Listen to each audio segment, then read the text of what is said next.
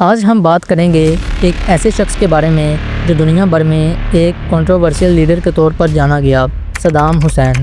ایک نام جو کسی کے لیے ایک ہیرو ہے اور کسی کے لیے ایک ویلن، لیکن اصل سچ کیا ہے؟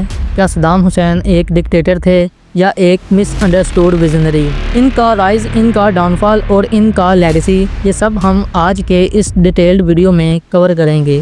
ان کا عراقی قوم کے لیے کیا رول تھا اور ان پر ہونے والی انٹرنیشنل کرٹیسزم کتنی جائز تھی۔ یہ کہانی صرف صدام حسین کی نہیں، عراق کی بھی ہے۔ اس ویڈیو میں ہم ایکسپلور کریں گے ان کا بچپن، ان کی پولیٹیکل جرنی اور ان کی اچیومنٹس اور وہ فیز جو انہیں دنیا کے لیے کنٹروورشل بناتے ہیں۔ تیار ہو جائیے ایک ایسے سفر کے لیے جو آپ کو سوچنے پر مجبور کرے گا۔ تو شروع کرتے ہیں صدام حسین کی کہانی۔ Saddam Hussein. Saddam Hussein. Saddam Hussein.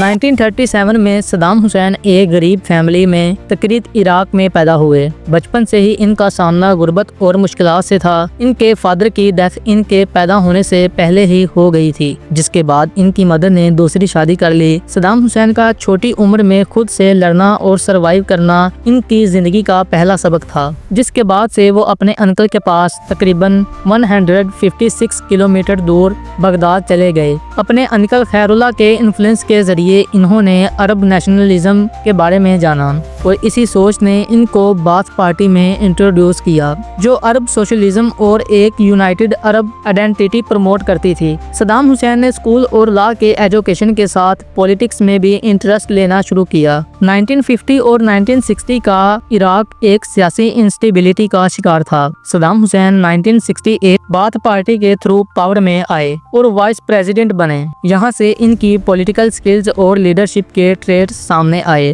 ان کا فوکس تھا عراق کو ایک اسٹرانگ اور سیورین یعنی انڈیپینڈنٹ اتھارٹی پاور کنٹری بنانا۔ 1979 میں انہوں نے عراق کا پریزیڈنٹ بن کر لیڈرشپ اپنے ہاتھوں میں لے لی۔ ان کا ویژن کلیئر تھا، عراق کو ماڈرنائزڈ کرنا اور عرب دنیا میں ایک لیڈنگ پاور بنانا۔ صدام حسین کا 1970 میں ایک سب سے بڑا کام تھا عراق کے آئل انڈسٹری کا نیشنلزم۔ اس سے عراق کے اکنومی میں زبردست گروتھ ہوئی اور ملک کے لوگوں کے لیے نوکریاں اور انفراسٹرکچر ڈیولپمنٹ کے موقع آئے۔ صدام حسین نے عراق کے ایجوکیشن اور ہیلتھ کیئر سسٹمز کو ریفارم کیا۔ ایجوکیشن فری ہوئی اور لٹریسی ریٹ میں زبردست اضافہ ہوا۔ ہیلتھ سیکٹر میں بھی نئی ہاسپٹلز اور فیسلٹیز بنائی گئی۔ صدام حسین کا ایک بڑا گول تھا عرب یونٹی۔ انہوں نے عرب ورلڈ کو ایک ساتھ لے کر چلنے کی کوشش کی اور عراق کو مڈل ایسٹ میں ایک میجر پاور بنایا۔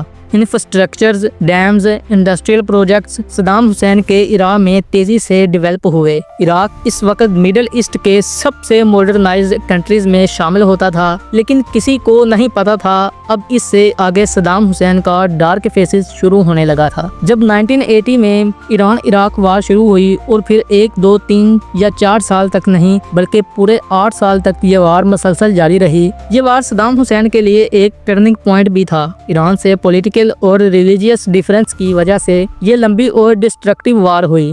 عراق کی اکنومی اس وار کی وجہ سے بری طرح افیکٹڈ ہوئی، لیکن صدام حسین نے اپنی لیڈرشپ کے تھرو عراق کو انٹیک رکھا۔ صدام حسین نے کویت پر وار کیا، جو کہ کنٹروورشل ڈیسیژن تھا۔ صدام کا سوچنا تھا کہ بڑی طاقتیں جو پہلے ان کے ساتھ تھیں اب بھی ان کا ساتھ دیں گی، لیکن ایسا نہیں ہوا۔ جس کے بعد گلف وار شروع ہوئی۔ امریکہ اور اس کے اتحادی ملکوں نے عراق پر آپریشن ڈیزرٹ اسٹارم کے ذریعے جنگ مسلط کر دی۔ اس جنگ کے بعد عراق کی حالت اور زیادہ خراب ہو گئی۔ صدام کا مقام دنیا بھر میں گر گیا، لیکن وہ اب بھی عراق کے پریزیڈنٹ تھے۔ اس کے بعد UN اور انٹرنیشنل کمیونٹی نے عراق کے اگینسٹ پابندیاں لگانا شروع کر دی۔ صدام حسین کی ڈسکشن پر دنیا بھر میں کرٹیسزم ہوا، لیکن وہ اپنے سٹینس پر قائم رہے۔ UN سیکشنز کے نتیجے میں عراق کی اکنومی کولیپس یعنی گرنے لگی۔ غربت، ہیلتھ کرائسس اور بیسک فیسلٹیز کا لاس عراقی عوام کے لیے جیسے ڈراؤنا خواب بن گیا۔ صدام کے اگینسٹ ہیومن رائٹس وائلیشنز اور کیمیکل ویپن یوزز کے الزامات لگائے گئے، لیکن ان الزامات پر دنیا اب تک ڈیوائیڈڈ ہے۔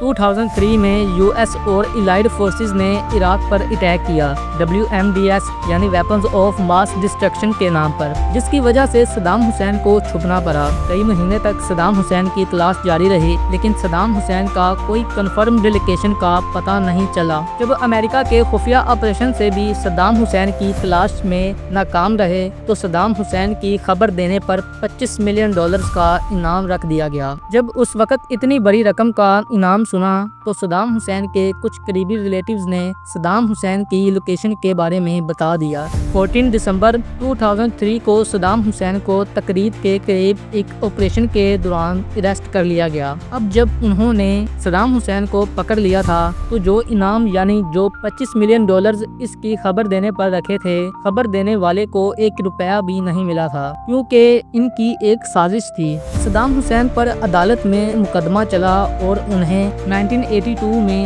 دو جیل کے 148 لوگوں کے قتل کا ذمہ دار ٹھہرا کر سزائے موت سنائی گئی۔ جب جج نے کورٹ میں فیصلہ سنانے کے لیے صدام حسین کو کھڑا ہونے کے لیے کہا تو صدام حسین نے کہا کہ تم فیصلہ سناؤ، میں کھڑا نہیں ہوں گا، جس سے جج بہت ہی غصے میں آ جاتا ہے اور پھر اس کے بعد جج صدام حسین کو پھانسی کی سزا سناتا ہے۔ جج کے اتنا کہنے کی دیر ہوتی ہے اور حسین بنا کسی ڈر خوف کے جج کو کہتا ہے کہ تم بک چکے ہو اور اللہ اکبر کے نعرے لگانا شروع کر دیتا ہے۔ جج اپنا فیصلہ سناتا رہتا ہے اور ایک بار پھر صدام حسین بنا کسی خوف کے کہتا ہے کہ تم ہوتے کون ہو میرا فیصلہ سنانے والے، تم بزدل ہو، تم نوکر ہو، جس کے بعد جج کہتا ہے کہ عدالت ملتوی کی جاتی ہے۔ اور پھر 13 دسمبر 2006 کو عید الاضحیٰ کے دن صدام حسین کو پھانسی دی گئی۔ جب انہیں پھانسی دی جا رہی تھی صدام حسین نے کلمہ شہادت پڑھنا شروع کیا۔ پھانسی کا یہ منظر انٹرنیٹ پر لیک ہو گیا